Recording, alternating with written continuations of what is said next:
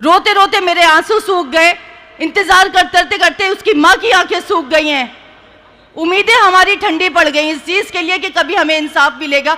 आज मैं आप लोगों के पास आई हूं, आप बताइए क्या शिफाउर रहमान गलत है? क्या शिफाउर रहमान ने कुछ गलत किया है? एक बंदा आकर बोले, एक बंदा आकर मुझे ये बताए कि शिफाउर रहमान ने उसके साथ गलत किया, या जो आप बताएं क्या शिफाउर रहमान के साथ जो 5 साल में हुआ क्या वो होना चाहिए था? मेरे बच्चों की क्या गलती है? क्या आप लोगों के बच्चे नहीं हैं? क्या शिफाउर रहमान आपका नहीं है? आज आप क्यों डर रहे हैं?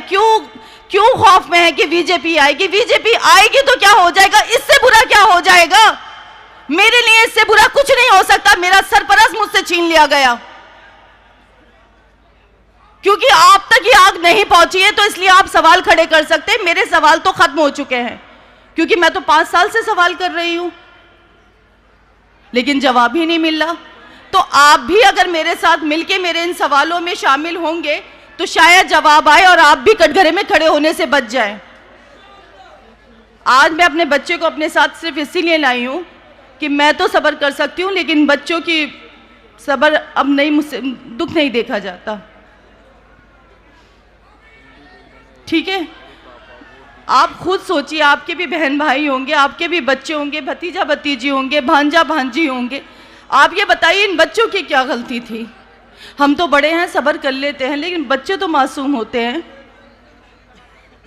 उनको बहलाना बहुत मुश्किल होता है। मेरा एक बेटा इससे भी छोटा है, आज मैं उसको बुखार की हालत में छोड़कर आपके पास यहाँ वोट अपील कर रही हूँ। उसके बावजूद भी हर कोई मुझे कठेरे में खड़ा करता है कि आप क्या कर लेंगी। अरे मैं वो कर लूंगी जो आपका पिछला एमएलए नहीं कर सका। नारे तकबीर, नारे तकबीर। अब इसके साथ मैं छोटी बहन नूरीन फातिमा से दरख्वास्त करूंगा, जो कैंडिडेट की वाइफ भी हैं, कि वो तशरीफ लाएं, ख्यालात का इजहार करें और अपने वोटर्स से अपील करें और इनसे खिताब करें। नूरीन फातिमा।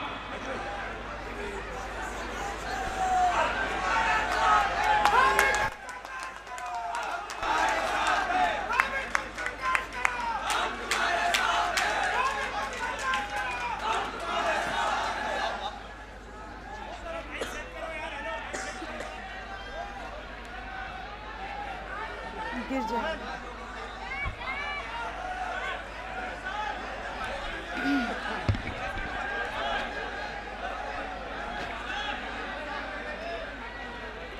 अस्सलामुअलैकुम,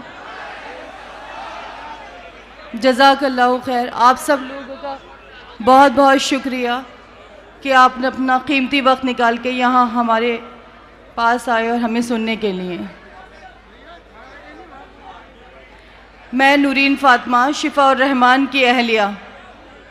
शिफाउर रहमान जो एक दहशतगर्द हैं, जो एक दंगाई हैं, ऐसा लोग कहते हैं। पिछले 5 सालों में मैंने यही अल्फाज उनके लिए सुने हैं।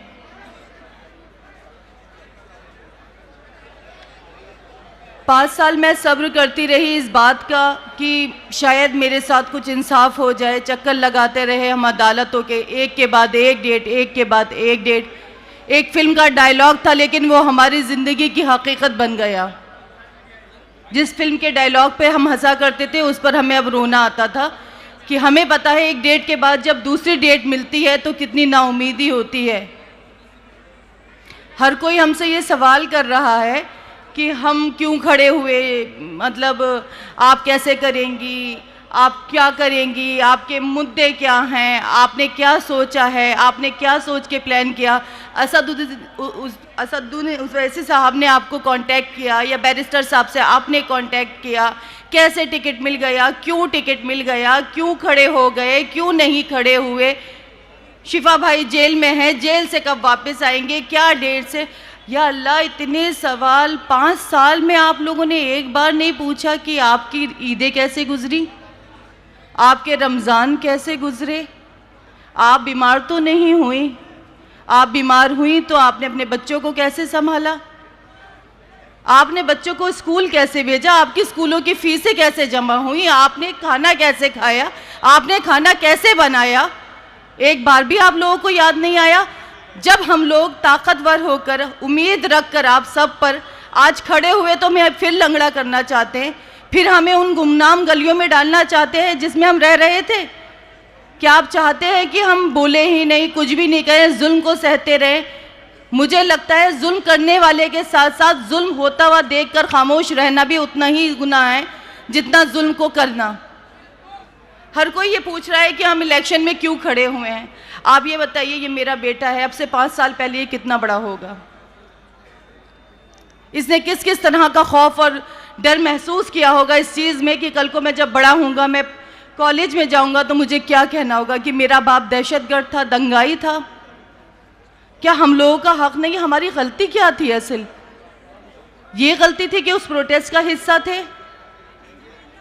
जो चीज़ आज मैंने की है, जो आज मुझ पर सवाल उठा रहे, उन लोगों ने जो आज बैरिस्टर साहब पर सवाल उठा रहे हैं कि उन्होंने आपको क्यों टिकट दिया, वोट काटने के टिकट दिया।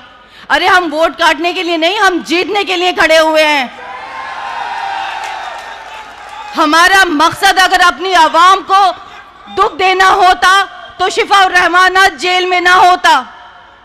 कैसे आप हमारी एग्जिस्टेंस पे और हमारी सोच पे सवाल उठा सकते जबकि मेरा शौहर 5 साल से सिर्फ आप लोगों के लिए जेल में है? रोते रोते मेरे आंसू सूख गए, इंतजार करते करते उसकी माँ की आंखें सूख गई हैं। उम्मीदें हमारी ठंडी पड़ गई इस चीज के लिए कि कभी हमें इंसाफ मिलेगा। आज मैं आप लोगों के पास आई हूं, आप बताइए, क्या शिफाउर रहमान गलत है? क्या शिफाउर रहमान ने कुछ गलत किया है? एक बंदा आकर बोले, एक बंदा आकर मुझे ये बताए कि शिफाउर रहमान ने उसके साथ गलत किया, या जो आप बताएं क्या शिफाउर रहमान के साथ जो 5 साल में हुआ क्या वो होना चाहिए था? मेरे बच्चों की क्या गलती है? क्या आप लोगों के बच्चे नहीं हैं? क्या शिफाउर रहमान आपका नहीं है? आज आप क्यों डर रहे हैं? क्यों खौफ में है कि बीजेपी आएगी? बीजेपी आएगी तो क्या हो जाएगा? इससे बुरा क्या हो जाएगा? मेरे लिए इससे बुरा कुछ नहीं हो सकता। मेरा सरपरस्त मुझसे छीन लिया गया क्योंकि आप तक ये आग नहीं पहुंची है, तो इसलिए आप सवाल खड़े कर सकते हैं। मेरे सवाल तो खत्म हो चुके हैं क्योंकि मैं तो 5 साल से सवाल कर रही हूं, लेकिन जवाब ही नहीं मिल रहा। तो आप भी अगर मेरे साथ मिलके मेरे इन सवालों में शामिल होंगे तो शायद जवाब आए और आप भी कटघरे में खड़े होने से बच जाएं। आज मैं अपने बच्चे को अपने साथ सिर्फ इसीलिए लाई हूं कि मैं तो सब्र कर सकती हूं, लेकिन बच्चों की सब्र अब नहीं, मुझसे दुख नहीं देखा जाता। ठीक है, आप खुद सोचिए, आपके भी बहन भाई होंगे, आपके भी बच्चे होंगे, भतीजा भतीजी होंगे, भांजा भांजी होंगे। आप ये बताइए इन बच्चों की क्या गलती थी? हम तो बड़े हैं, सब्र कर लेते हैं, लेकिन बच्चे तो मासूम होते हैं, उनको बहलाना बहुत मुश्किल होता है। मेरा एक बेटा इससे भी छोटा है, आज मैं उसको बुखार की हालत में छोड़कर आपके पास यहाँ वोट अपील कर रही हूँ। उसके बावजूद भी हर कोई मुझे कठेरे में खड़ा करता है कि आप क्या कर लेंगी। अरे मैं वो कर लूंगी जो आपका पिछला एमएलए नहीं कर सका।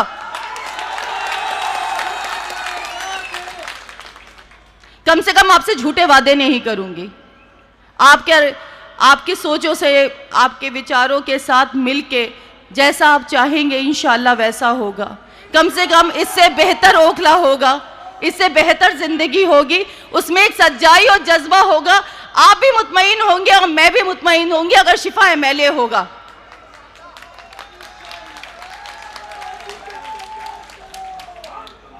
आप ये सोचिए कि अभी शिफाउर रहमान को सिर्फ हमने उम्मीदवार बनाया है तो बड़े बड़े दिग्गज नेता यहाँ आने लगे, क्योंकि हम लोगों ने उनको इतना इजी टू मूव कर लिया था। वो हमें टेकन फॉर ग्रांटेड लेते थे कि ये तो ओखला की आवाम है, इनको बस पंजाब झाड़ू पता है, कुछ पता ही नहीं है। बीजेपी से तो उन्होंने हमें डरा ही रखा है। बीजेपी, झाड़ू और पंजे के, ये सब एक कैटेगरी में है मेरे लिए, एक कैटेगरी में। तो बीजेपी और पंजे के अलावा जब कुछ आया, झाड़ू के अलावा, तो देखिए लोगों में हलचल मची, बड़े बड़े दिग्गज नेता आने लगे कैंपेनिंग के लिए, नहीं तो फ्री में हो जाते थे इलेक्शंस। तो जब शिफाउर रहमान एमएलए बन जाएगा ना, आज ओखला की जो सीट है वो हॉट सीट बन चुकी है। किसकी वजह से? शिफाउर रहमान के खड़े होने की वजह से।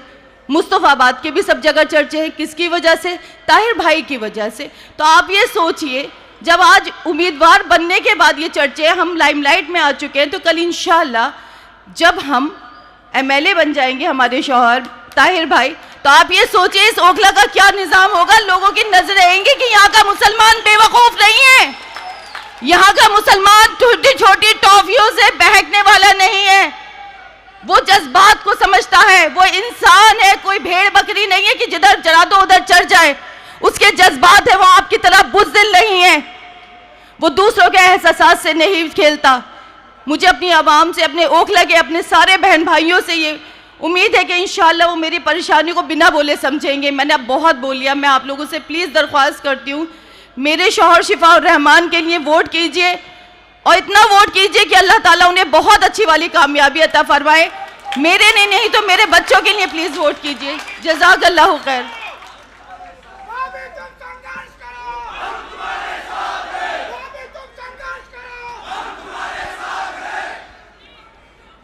ये अपने जज्बात रखे, अपना पेन रखा। छोटी सी बात मैं एक ऐतिहासिक करूँगा।